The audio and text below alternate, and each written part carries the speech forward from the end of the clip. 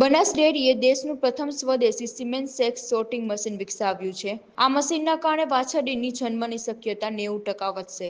આ સંશોધનથી ગુજરાતમાં દૂધ ઉત્પાદનમાં વૃદ્ધિ થશે તેમજ રખડતા ઢોરની સમસ્યાના નિયંત્રણ માટે પણ આશીર્વાદરૂપ પુરવાર થશે। બનાસ ડેરીના દામા સિમેન્ટ સ્ટેશનમાં સ્થાપિત થયેલા આ મશીન બળદના શુક્રાણુઓમાંથી વાછરડીના જન્મ માટે ઉપયોગી સેલ એટલે કે કોષનું વર્ગીકરણ કરે છે, જેના પગલે વાછરડીના જન્મની શક્યતા 90% વધશે। પરિણામે દુધાળુ પશુઓની સંખ્યા વધશે। હાલ નેશનલ ડેરી ડેવલપમેન્ટ બોર્ડની ગૌસોટ ટેકનોલોજી પશુઓની ઉન્નત જાત સંવર્ધનમાં ઉપયોગી બની રહી છે।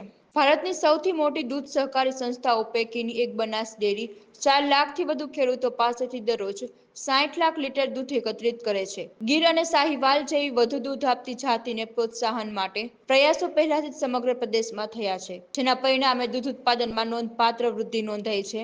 કુલ 20 એકરમાં ફેલાયેલું દામા સિમેન્ટ સેન્ટર આશરે વાર્ષિક 25 લાખ ઉચ્ચ ગુણવત્તાવાળા સિમેન્ટ ડોઝનું ઉત્પાદન કરે છે। આ દરેક ડોઝને સિમેન્ટ સ્ટેશન મેનેજમેન્ટ સિસ્ટમ દ્વારા ટ્રેક કરવામાં આવે છે। પશુપાલકોને વિતરણ કરતા પહેલા તેને 30 દિવસ માટે ક્વોરન્ટાઇન કરવામાં આવે છે। બનાસ ડેરીના સંશોધનના કારણે પ્રતિ ડોઝ હાલની વેચાણ કિંમત ₹100 છે તે ઘટીને 50 થશે, જેનાથી સરવાળે લાખો પશુપાલકોને લાભ થશે। સારી જાતનું ડોઝ એના દ્વારા જો એની પ્રેગ્નન્સી થાય તો નવી સારી ઓલાદ ઊભી થાય અને પર કેટલ પ્રોડક્ટિવિટી છે તેની અંદર બહુ મોટા પ્રમાણમાં સુધારો કરી શકાય।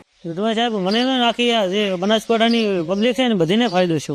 પહેલાં 4 લીટર 5 લીટર 3 લીટરની ઘટી આવતી, અત્યારે બનાસ ડેરીના સિમેન્ટ સારા સિમેન્ટ એની માં સારી હોય ને તો મેલવર આવે ને તો 6 થી 8 લીટર પહેલી ચાલે છે અને બાવળા વસલને સુખી આવે છે।